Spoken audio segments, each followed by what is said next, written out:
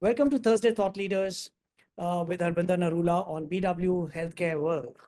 We're at a time where the need for eye care is increasing, and it is also not just helping in treating the challenges, but is also helping in diagnosing things like diabetes when you're looking at eye.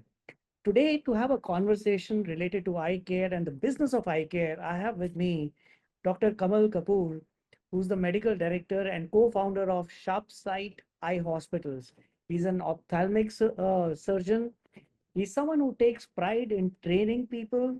He's also demonstrated an acumen for running a sustainable enterprise. And he's someone who is proud of the 900 sharp sighters who are a part of this institution. Welcome to Thursday Thought Leaders, Dr. Kamal Kapoor. Thank you, Harbinder. I think it's a fantastic opportunity, first of all, to be on this kind of a platform. And, we as doctors usually are on different kind of podiums and places where we have more of academic discussions. But I think this is going to be a very, very refreshing change. And the best part, let me compare it, is, you have a very, very positive aura. The way you smile, your being is all over the screen as I'm speaking. Thank you so much, sir. Thank you so much for the kind words. Uh, Dr. Kapoor, you are someone who stands apart from everyone else in the industry. You're known for the way you speak, you're known for the way you work. And all this is, I believe, an outcome of how a person is brought up, the belief systems that they are, experienced in their life, the value systems with which they have, grown up. Tell Absolutely. me a little bit about your being brought up, the way you were being brought up, and what shaped you to be who you are today. Okay. I think that's something very, very important. And I think that's something some of us can be very oblivious to. We all feel that we are the way we are because that's the way we are. I don't agree with that. I actually feel that you become who you are because of the way you are shaped, the environment, the upbringing, the moral compasses which all are surrounding you in your growing years. They make you who you are.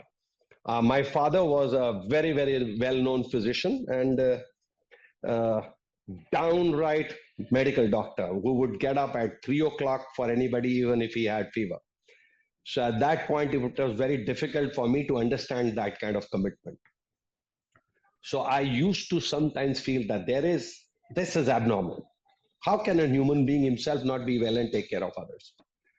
But as I grew up and I was sitting in his car and we would pass a road, we would find people bending, saying namaste to him, traffic policemen saluting to him.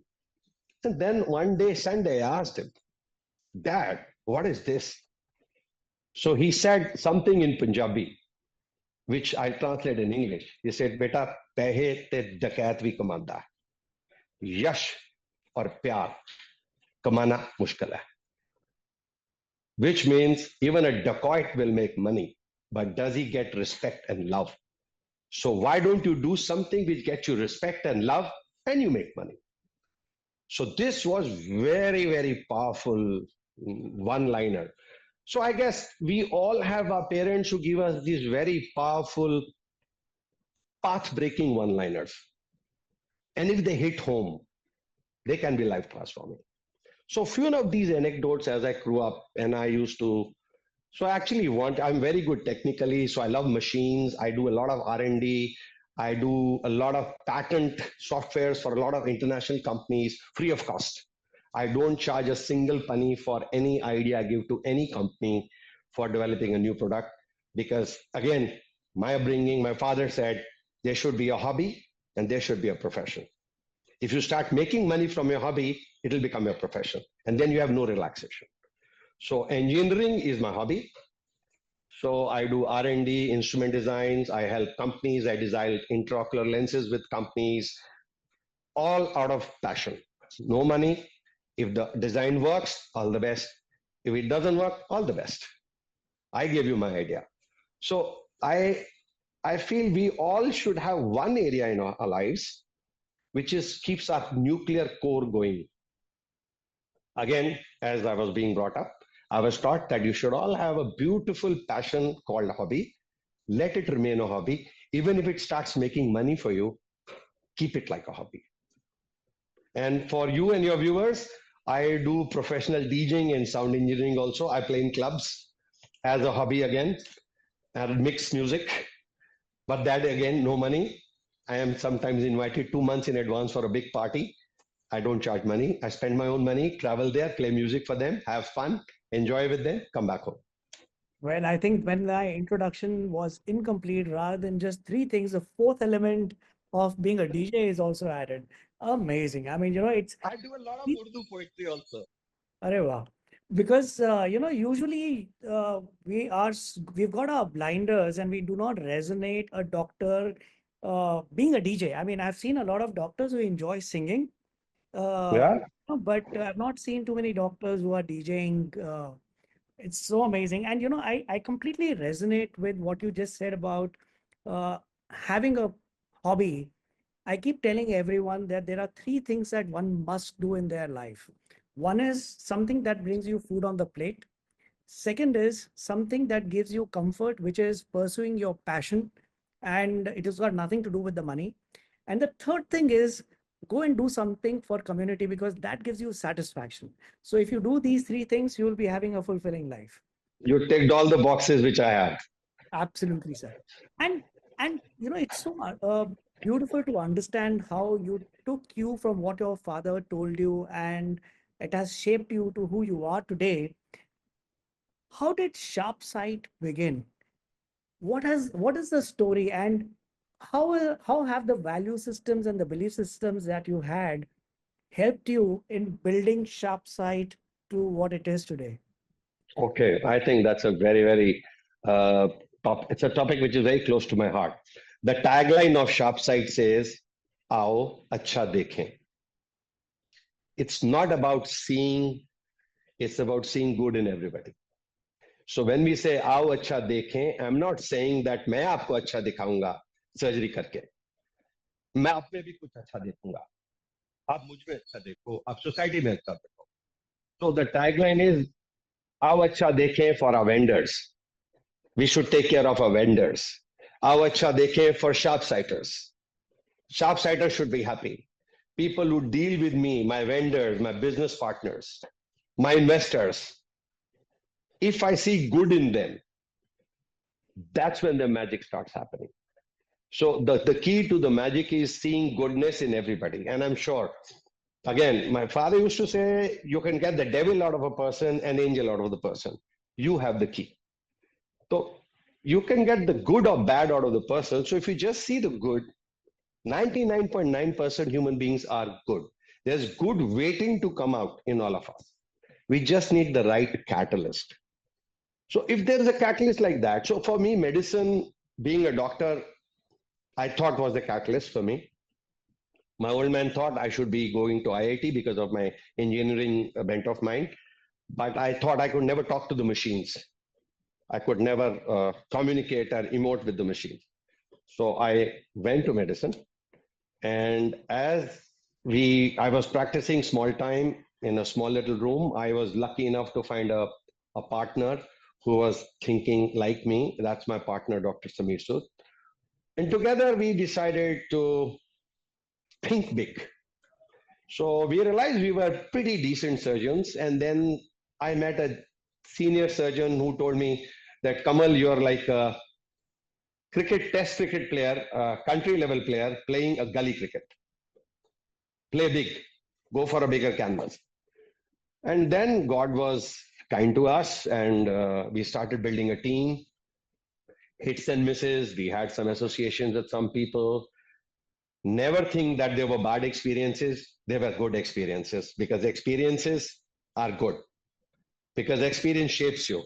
Even a bad experience tells you what not to do. So in Absolutely. the end, it's good. In the end, it's good. So if something tells you what not to do, also is good. Yeah. So we went along, we had associations, we tied up with big people, big mind, big thinking people, and that started opening our minds to what is possible. Sometimes you need somebody else to tell you what is possible. Arjun sat on the ground, and Lord Krishna, all he needed was to open his mouth to show him the possibility of power, the Brahmand, and he came alive. So I'm sure all of us, we need somebody to tell us the path and tell us that you can do it. We need that little push. So that push came in form of relatives, parents, teachers, mentors, partners, and we built a beautiful team around us who started believing in us more than we could believe in ourselves. So the team started going, and things are going fine. And, I heard you say think big, connect with big people, use a bigger canvas. All these lead you to start looking at scaling whatever you're doing to a next level. But, and there's a lot of money involved in making things happen. And then there is a need to ensure that you remain profitable. And I'm not talking of profiteering from the venture. How do you keep yourself grounded and with the concept of ability to serve while you have the responsibility to ensure that this bigness and this concept of scale remains alive? Yeah, there are a lot of pitfalls in this. It's a double-edged sword. It is a double-edged sword. But every time, what I bring it out of the blind spot every time is we tell our team, colleagues, every patient, see your grandmother, see your uncle, see your grandfather in every patient, see your sister in every patient. So it keeps you alive to the fact that you need to walk a particular path, because not because it's right or wrong, because you've chosen it and now you need to walk it. And being a doctor, the way society understands doctors, the traditional, we need to walk that path also while being profitable. So we don't cut corners. We try and be totally ethical, totally scientific, and giving the right thing, whatever is within our purview and knowledge for that particular patient, while keeping the cost and the patient's reality of finances in mind. We also have a lot of people who say, Doctor साहब पैसे की कोई कमी नहीं है, ये डाल दो. Even there, sometimes I step out of the line and say, आपको सर इसकी आवश्यकता नहीं है, you're wasting money. At the cost of being rebuked sometimes. अरे डॉक्टर कपूर आपको क्या इशू है, मैं अफोर्ड कर सकता हूँ ना, डालो ये. But still, the doctor in you stands and says, sir, you don't need it. You're not going to be, you'll be wasting money. Right. But then I guess people are people. So we need to keep one thing in center, that if in every patient you see your own reflection of somebody you know, somebody in your family. So that is the thing which keeps guiding you on the right path. So that's what has been going on for Sharpside till now, and God has been very kind. And sir, in the last decade or so, we've seen the eye care industry grow tremendously. It is Absolutely. like what we have never seen before, from standalone clinics to uh, super specialty Organized hospitals. players, totally organized players, yeah. How big is the industry today in terms of numbers? I would say till 2023, 2024, maybe it was, $1,500 million. I think 2030, it's going to be $2,500 million. The eye care. I'm not talking about the vision. Vision care is another huge chunk. Contact lenses, glasses, and all. So, and actually, I feel it's still growing at the rate of 8-9% without any effort. Right. A lot of organized players have actually come in. And CAGR, I think, in next 4-5 years will shoot 9% plus year on year. A lot of organized players are coming in. India is now a destination of healthcare. And just for you and your viewers and your audience, the biggest input coming into the industry in India is infertility, cancer, eye care. and even aesthetics Mhm. in that. Right. So infertility is a huge business, huge potential, followed by cancer treatment, cancer diagnostics, and then eye care. Eye care has actually seen the boom because of two or three reasons. I may be jumping a question which you may be wanting to ask me next. The reasons for that are a lot of good structured organized players are coming in who are future thinking, and they're pulling a lot of things from the future into the present.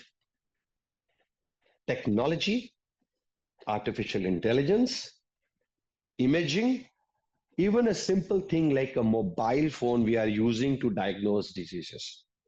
We are using AI based imaging systems, detecting diabetes, detecting cataract, detecting glaucoma. And these three are the 94% contribution to vision loss in India. So 93 to 94% of your diseases can be potentially diagnosed using new technology. So that is what has actually leapfrogged the whole industry, followed with social media and awareness, of course. Yeah. And Dr. Kapoor, when we are looking at uh, the challenges that people are facing related to eyes in our country, is there something that we have found which is increasing really fast in our country, specifically among Indians? Is there something which is genetically there among Indians for certain diseases or certain conditions when it Yes, comes to eyes? I think you hit the nail on the head. Diabetes is one situation which potentially in next 6 to 8 years, or I hope it should be 10 years, but the way it's going may be one of the biggest causes of blindness in the world in India. Diabetes, we Indians are genetically predisposed. Our eating habits have gone out for a six. We are not an exercise friendly nation. Our roads, parks, colonies are not designed for recreation. Our eating habits have become Western and our lifestyles are still Indian. That's a huge mismatch. Now add a little spark of genetics. Then add a little spark of having big bellies and having fat accumulation. And then a little bit of cholesterol problem. We are very highly predisposed. This is a recipe for a disease called diabetic retinopathy. And diabetic retinopathy, we are probably, I think we are still the leaders in the world. And I would not be wrong by saying there's anything between 10 to 12 crore diabetic people in the country. And the incidence of people having eye diseases in them is 12.4%. And out of them, 3.6 to 4.2% patients will go blind if they are not treated. So this is the biggest challenge we have, followed by glaucoma. And Dr. Kapoor, one of the big challenges that we are facing today, I mean, I can speak as a parent to a teenager, is the amount of time children are spending on screens. And in fact, it's not just children. I'm looking at us. I mean, the amount of time that we Absolutely. spend on screen, whether it is for work, whether it is for recreation, has gone through the roof. And how have you seen the eye health trends evolve among these various age groups because of the need to be on the screen? Absolutely. I think this is another very important concept, which I did skip in my earlier conversation because I was talking about the sight-threatening load of the load of the visual blindness on the country. Now, this is not visual blindness, but we can probably label it as a visual handicap with a small letter. Now, the reason for that is the amount of consumption of content, which we in India is only second to China. China is predisposed to being myopic. Most of the Chinese people are wearing myopic glasses. In my practice over last 7 years, I see a constant uptrend of people, youngsters especially, young children requiring glasses. Now, the reason for that is multifold, but screen time, especially mobile phone, is a major contributor. Yes, awareness, social media, parents being educated, schools being more proactive in detecting these cases also plays a role because that sends more patients into the funnel.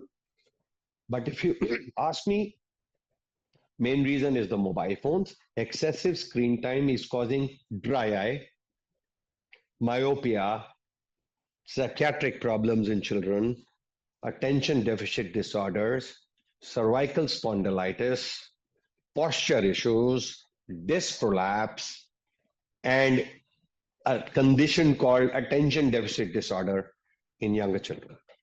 Now, this is a long topic. We can actually talk about it, but the screens are contributing to a big contributing chunk in the young age population, which is sending these patients to eye doctors.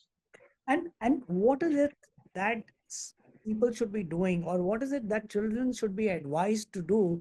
Because getting off the screen seems like a tough thing now. I mean, I've had conversations for last 2 years, but now my thought is shifting towards a point that, listen, schools are going to be online, the homework is given online, children are supposed to go research online.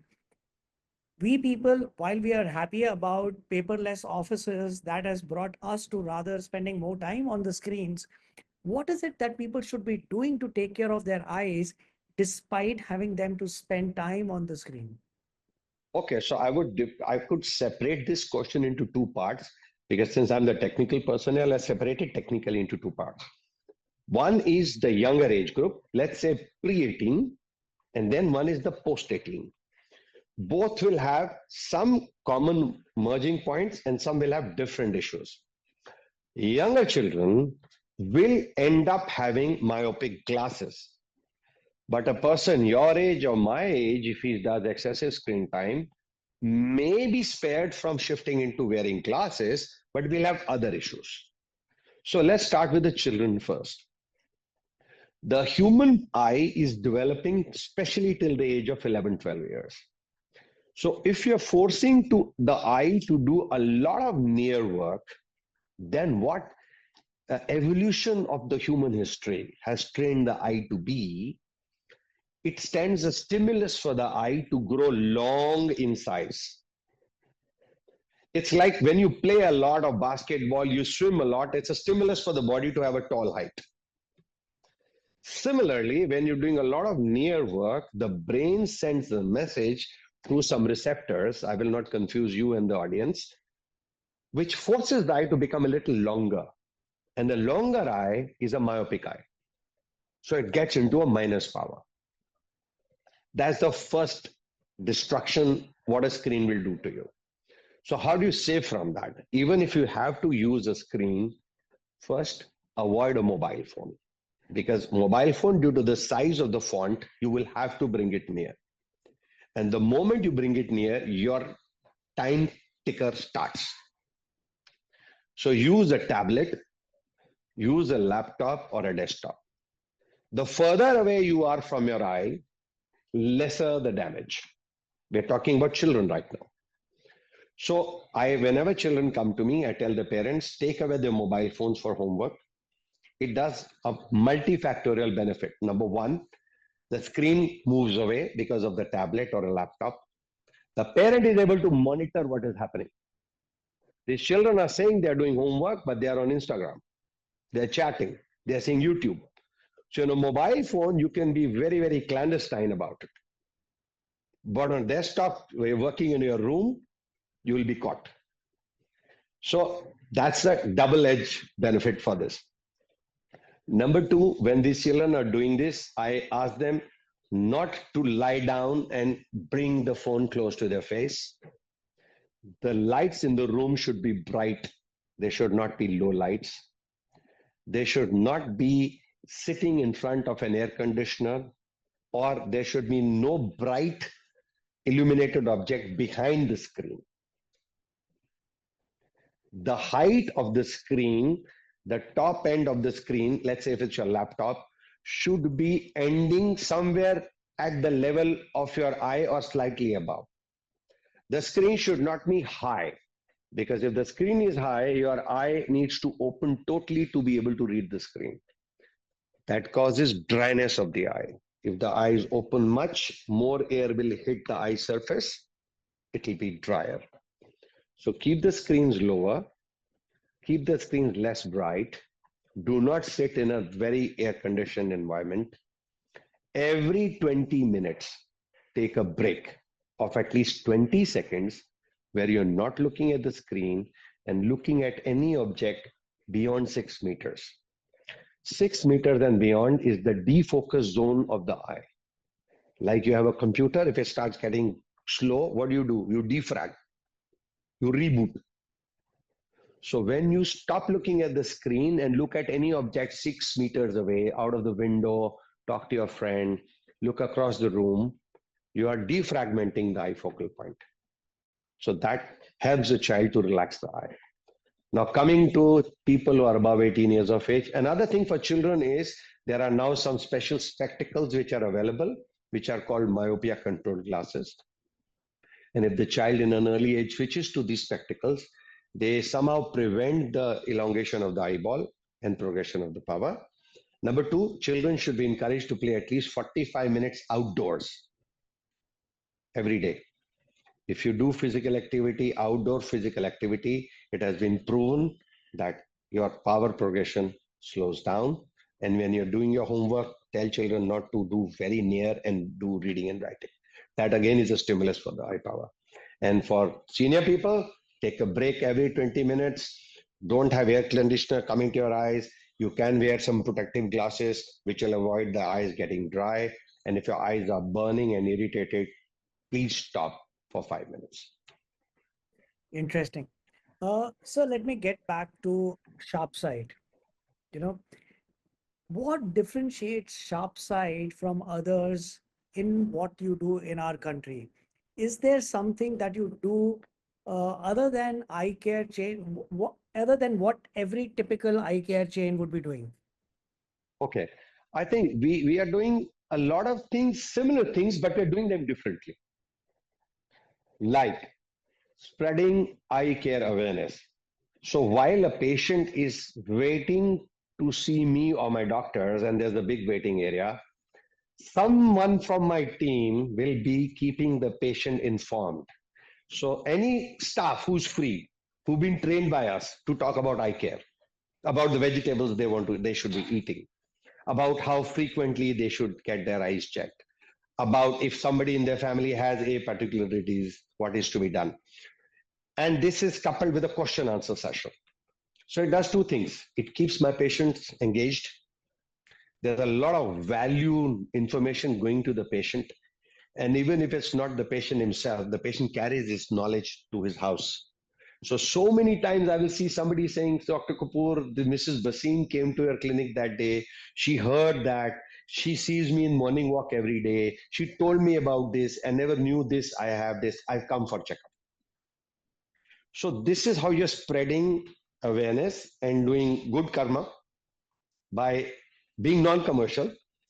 You're giving information, you're creating awareness, and of course, it can add to your business also. That's one thing we do. We do a lot of eye care camps for children and other people in the society. We also do believe in, educating our patients. So what we have is we have these professionally made videos with animations, which are there in the room. So the patient, as it comes to the next stage, there's a room where there are a lot of diseases running it. You can use the remote to see. You want to see diabetes, you want to see glaucoma, you want to see myopia. So the 3, 3, 4 minute process is going on. Then we catch hold of resident welfare associations and senior citizen associations, where our people touch base and arrange for a lot of senior citizens who don't have means to travel. We will arrange for buses for them, collect them into a bus. They'll all come. We'll offer them free checkup, extra everything, and everything is subsidized for these people. And they have a pickup and drop. So in one lot, sometimes they'll have 40, 50 patients coming from a community whose children are not there, or children are not there physically, or children are there, but they're not taking care of them. So it's like the way SharpSight kind of just raises the bar to be. So A lot of times parents say कि doctor साहब मेरा तो बेटा नहीं है, so I tell them मैं बैठा हूँ ना, we are there, team is there, so don't worry, ये बेटा है, मैनेजर बेटा है, सब आपके बेटे हैं. आपने बताइए जो आपको प्रॉब्लम है, it will be taken care of. So that I guess is again the warmth which I think in a nutshell, what we try and retain the flavor. The flavor of sharp side is warmth. Is Awesome. you go to a lot of sweets, they say desi ghee ki mithai. So we say warmth, pyar. Pyar ki practice hai ye. This is about feeling one. Eye care with प्यार का तड़का in it. So we actually say I care with I care. Awesome. I think वो आपके शायराना जो अंदाज है, I think it is showing in your practice as well. But apart from shairana, sir, let me bring out the technologist in you. Uh, you know, Surgeons, specifically in certain areas like eye care, technology is playing an important role. What are the technological advances that we are experiencing today that is making eye care not only safer but even surer? I mean, where you can say कि मेरे को पता है कि ठीक हो जाएगा. It is not did करके Absolutely. देखते हैं. And also, you mentioned about AI. How is AI helping in diagnostic tool because of which today the treatment can be planned better? Absolutely. I think last 4 5 years, technology has really put in a lot of gas into the system. I would say eye being a unique organ of the body, which is transparent, you can see across. So lasers are made for eye. They're like God made lasers for eye because laser is a light. It can only go through a transparent medium. I cannot use laser to cut a bone through the skin. But the eye is a transparent object right from front to back. So lasers, when they have come into eye, they've transformed the way the surgery is done. So there are surgeries which cataract surgery is being done using robots and lasers. So it is called femto cataract surgery. Just for little showing my technical flair here, a femto is 10 raised to power minus 15th of a second. You can't even imagine that number. So let's say if I blink my eye, in this much time, the machine may fire 9 lakh shots. This much time, this much time, this much time. That is technology. So we use femto lasers to cut through the eye, to cut the cataract, to cut the cornea without a blade. It's all bloodless. So what it does for the patient is the surgeries are more cosmetic, appealing. Vision recovery is much faster. The predictability of the outcomes are much faster. Each laser shot can be tuned to 0.25 micron, and your hair is 80 microns. So 400 of your hair, I can create a cut in the eye with that laser. So that's the accuracy. So that now predicting using artificial intelligence, that's your second question. AI of late is coming into ophthalmology, especially when it comes to imaging and diagnostics. A lot of eye issues are diagnosed on taking photographs, angiography. So you needed a specialist to diagnose first. Now we can just feed the information to an AI bot. It gives you probable diagnosis. So even if you don't have that specialist in that room at that moment, you have a probable diagnosis with first or second option.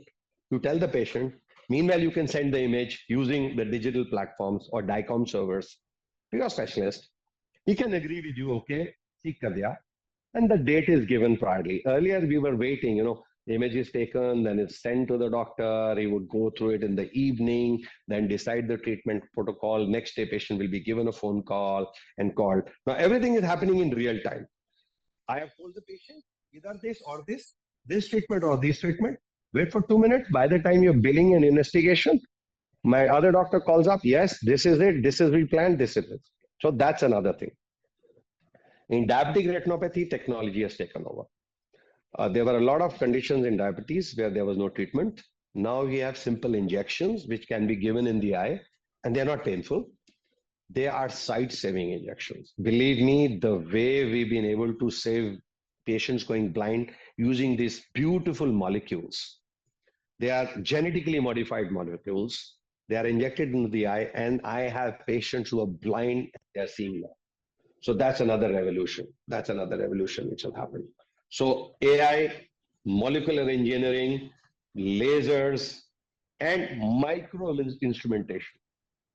I'll give an example. We use a valve in an eye to treat glaucoma. The valve is 30 microns thin, and I can plant the valve in the eye. It's one third the thickness of a hair. I can go and place it into your eye, and it starts treating your glaucoma. So how can I do it? Because we have microscopes which make me see 100 times big. So again, technology to the rescue. So I can zoom in into that area and use my hands to do those things. Awesome. I mean, I can just imagine how technology is playing a role in ensuring healthier human beings. uh, Dr. Kapoor, let me I moved from a eye surgeon to an engineer.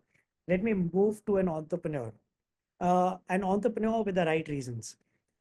When we are looking at a practice being run efficiently, because, and I'm specifically taking this because you mentioned that at the core of what you do at SharpSight is providing the best quality at an affordable price. Yeah. Affordable price can only be reality if the institution is run with efficiency, whether it is in terms of procuring at the right price, in terms of ensuring that your costs are remain Absolutely. under control. How are you using technology or processes at your institute that help you build an affordable practice for your patients? Yeah, I think that is the backbone of running any successful entrepreneurial or a for-profit organization. The in price, first of all, of the products. So there I rely on my team. There I rely on my market information systems. And of course, we have a billing system and vendor system where there's a quotation, cross-check quotations. And then in some areas, it's the volumes we have. That volumes give us some leeway to get better deals from companies. We sometimes structure our payment of our machines in a system where there could be deferred payment, interest-free deferred payments. Some companies would be interested to sell machines to me for some plus point I bring on board for them. My technical inputs in evolving the machine, the software. So we may get better deals for that. So we use all the levers to make sure that the cost efficiency ratio of the product is retained. So if my in price is retained in control, to a large extent, I can offer or control my out price also. So numbers, volumes, technical knowledge, and personal interaction with vendors, one to one. It is not that you sit across a table and talk like a boss. You sit with them, have tea, coffee, chit chat, call them for dinner, be friends with them. Tell them this is my real issue. And these are the same vendors where we paid every single penny when there was COVID. And we made sure as an organization, me and my team, that none of the staff is laid off. All the vendor payments are made. So these people understand the core of the organization. That it's not we are there to, swipe their money or fleece them. So, like I said, it's up to me to get the devil or the angel out of the person. So if we've been nice to them, they more than often, they are nice with us. They tell us कि sir इतनी costing है, इतना तो मेरे को बनाने दो, ठीक है बना ले यार. मैं बोलता हूँ अच्छा ठीक है, deferred payment दे देंगे, 3 महीने बाद दे दे तेरा पेमेंट, तब तक काम आ जाएगा थोड़ा सा, ठीक है सर, कोई बोला इंटरेस्ट नहीं, ठीक है सर हो जाएगा. So it's a give and take. Awesome. Second thing is we also rely on a lot of for last 2-3 years and a lot of on being vocal on local. We look at local manufacturers. There are a lot of beautiful Indian accessory manufacturers who are actually exporting to USA and Europe, but they are the underdogs because somehow we had a mental block ki imported acha hota hai. So we've tapped into that potential, helped them co-develop good products with them, tried testing them, and then we are using them. So our in price again is controlled. So this is another plus point.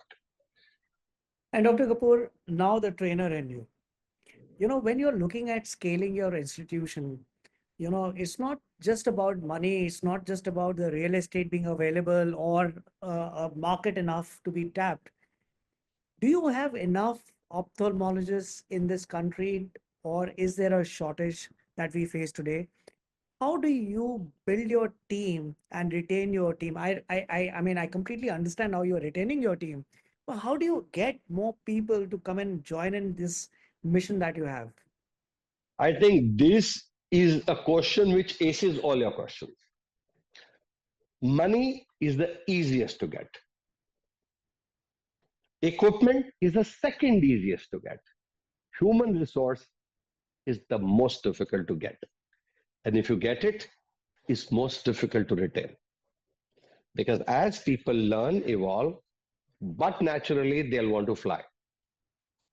So, as an organization, I do not feel bad if people have learned, evolved, and grown, they leave. That is the divine nature of a being. A butterfly eventually flies. A lion's cub grows and moves away. Children grow up, move away. So I don't look at it like that. So what it does for me is if we have people who work with us and even they have left on a beautiful, happy note where sometimes we've helped them as an organization to settle somewhere else and restart their practice, solo practice by getting them discounts, the same discounts we get, helping them find a place, helping them decide a machine. They become our biggest spokesperson in the local market and amongst their peers. कि यार उधर जाओ boss arrange कर देंगे सब कुछ सिखा भी देंगे पढ़ा भी देंगे प्रैक्टिस शुरू करनी है मदद भी कर देंगे विद नो एक्सपेक्टेशंस सो उससे एक गुडविल आ जाता है मार्केट में so you get good talent and it is okay for people to move out as they grow the moment you start taking the taboo out of it, it doesn't feel bad. Right. There's a fresh turnover. There's a fresh turnover which keeps happening. And if I look back, that's the way we grew. We tied up, joined a lot of people, big people. We got little wings, we flew. We got bigger wings, we flew. So if it's okay for the geese, it's okay for the gander. Absolutely. There's nothing wrong. I did the same.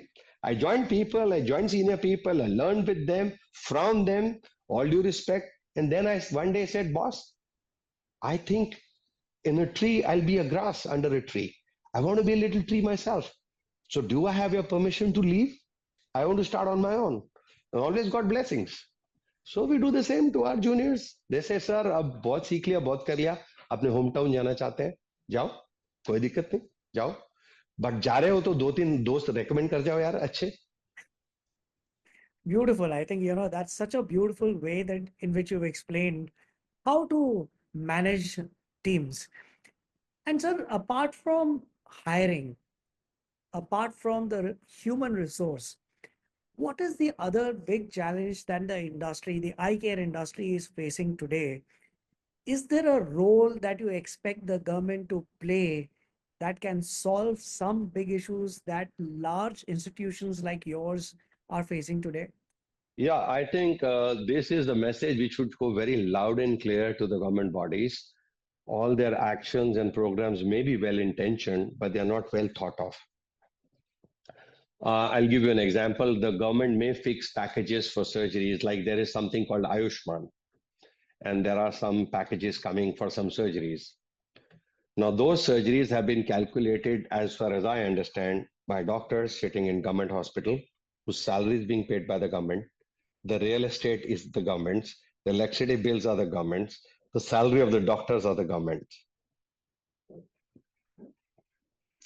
And if I'm supposed to compete with that, I pay tax on the property, I pay tax on the rent, I pay the rent, I pay tax on the electricity, I pay the salaries to my doctor, there's a TDS which goes, I pay interest for the machines I buy. They're bought with money. They're not bought by the government and installed in my organization. I cannot offer those rates. I can, yes, but at a small scale. But if it becomes a game of numbers, the industry will collapse. And this is my biggest fear because the government has put in some rates which I see are coming in. And if it becomes enforceable, it shall impact the quality care which is being given.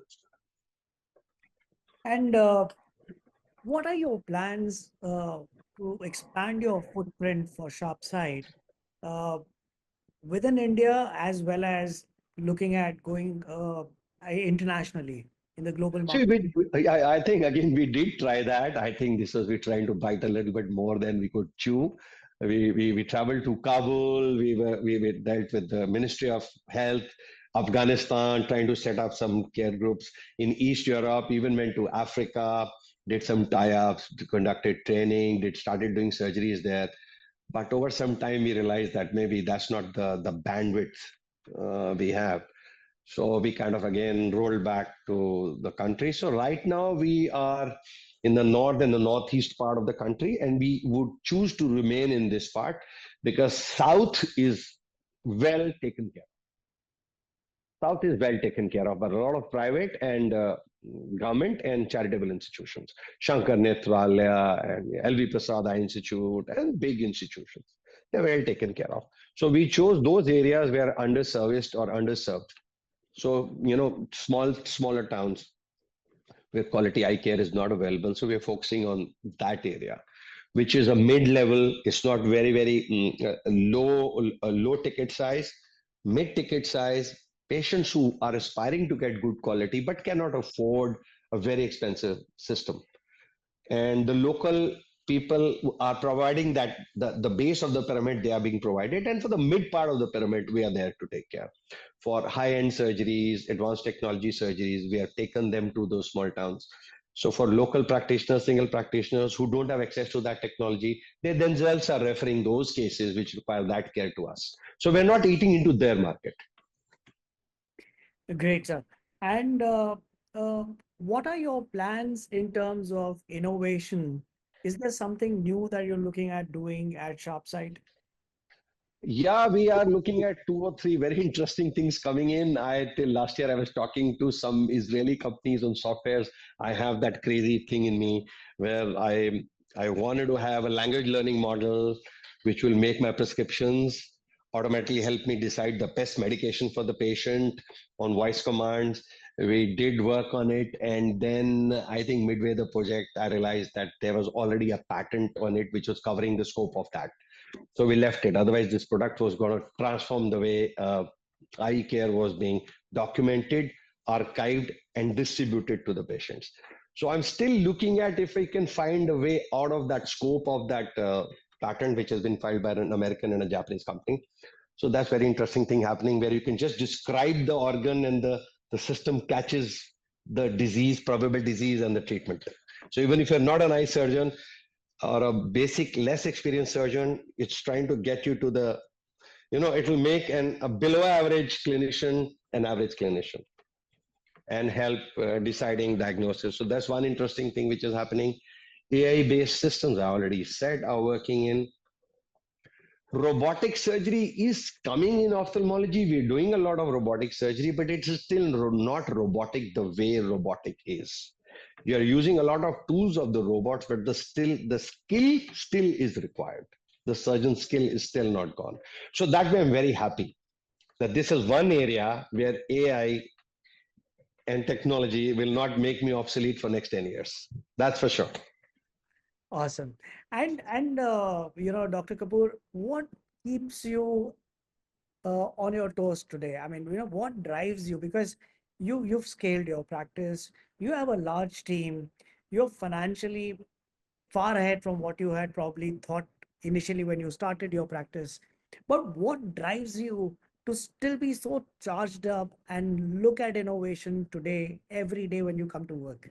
I think the simplest thing, why I'll go back to the earlier part of my interview with you, the yash and the pyar you get.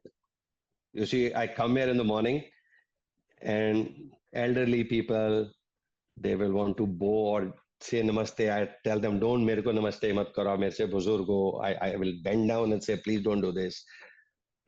But I won't say the gratitude, it's the happiness.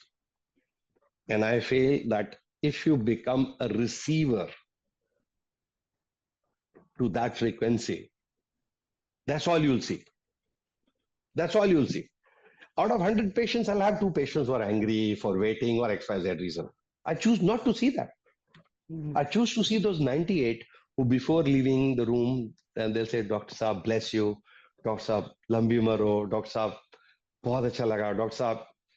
So that reinforces the fact that we are doing something right. यश और प्यार मिल रहा है पैसा भगवान देगा Oh, yeah. My last question to you, sir, before I let you go, I know I've taken a lot of time, is that how do you unwind yourself? You mentioned that you're very passionate about engineering, but is there beyond that something that you do where you say that, this allows me to relax myself and my mind? you say this is a joke and this quite often irritates my wife sometimes when I really want to relax I just call her and say okay what's broken at home microwave TV air conditioner she'll say ye kharab hai so I say okay either I hope you're going to your parents because then if I'm there then I'm not talking I'll just spread a white sheet on the floor open my toolbox and my electric gizmos and I'll start repairing something while I listen to music. It could be ghazals, it could be heavy electronic music.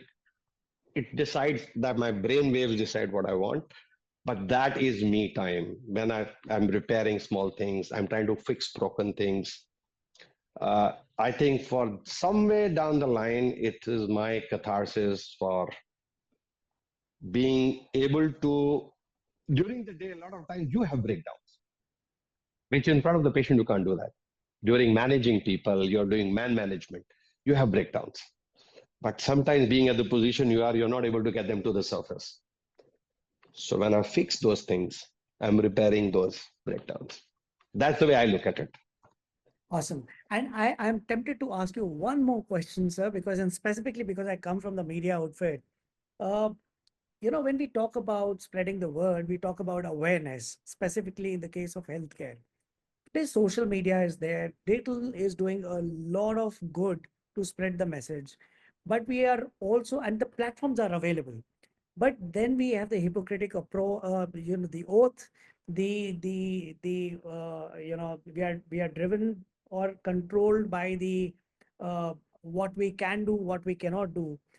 What do you see is the future of creating awareness for healthcare so that it is not mixed with or seen as marketing? Okay.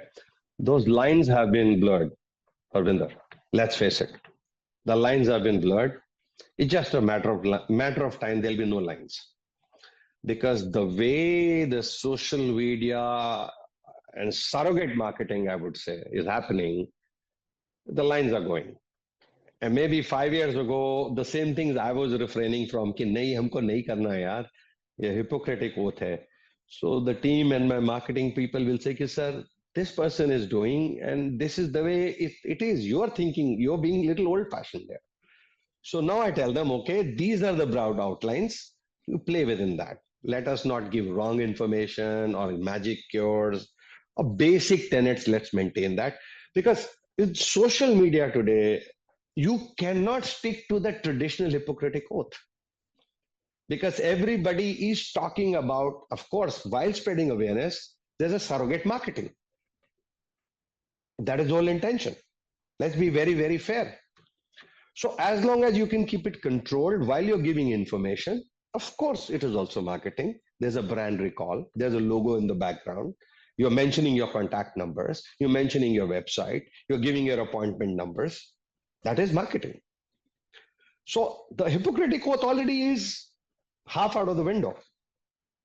But as long as we do it ethically, do not overpromise, do not give wrong information, do not create myths, help break down myths.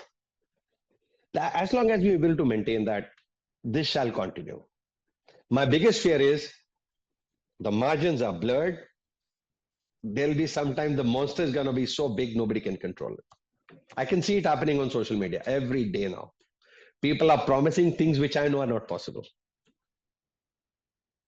Sir, this has been such a wonderful conversation because I felt that one, I was at ease while having this conversation with multiple people, because I was speaking to an ophthalmic surgeon, I was speaking to somebody who was talking about the business of eye care, I've spoken with somebody who focused on people, I have spoken in this conversation with somebody who's a shire and is also a philosopher at large. So I really enjoyed this conversation. Thank you. And I think it's a pleasure. Thank you. You know, I'll again tell you something. Again, the world is a reflection of who we are. So if you saw those things in me, believe me, you have them in you. Only then you can see them. I thank you so much for that, sir. It means a lot. And I could really connect with you. It was a very relatable conversation. Thank you so much for Thank taking you. the time. And I look forward to Welcome. meeting you in person as well, sir. Sure. Thank Thank you. Bye bye. you. Bye bye.